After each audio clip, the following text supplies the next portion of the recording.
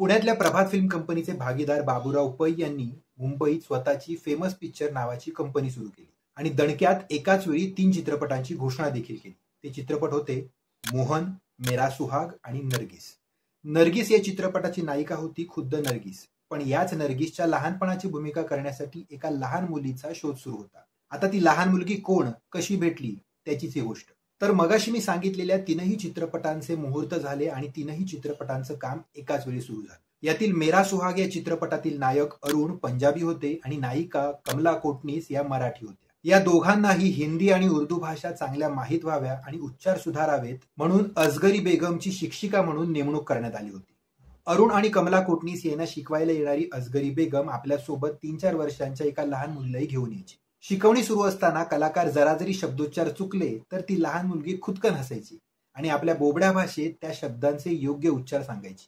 बाबूराव पै यांनी नर्गिस या चित्रपटात नर्गिसच्या बालपणाची भूमिका करण्यासाठी याच लहान मुलीचे नाव दिग्दर्शक डी कश्यप आणि आपल्या सहकार्यांना सुचवलं. अस्खलित उर्दू बोलणारी ती गोड आणि गोंडस मुलगी म्हणजेच बेबी तबस्सुम.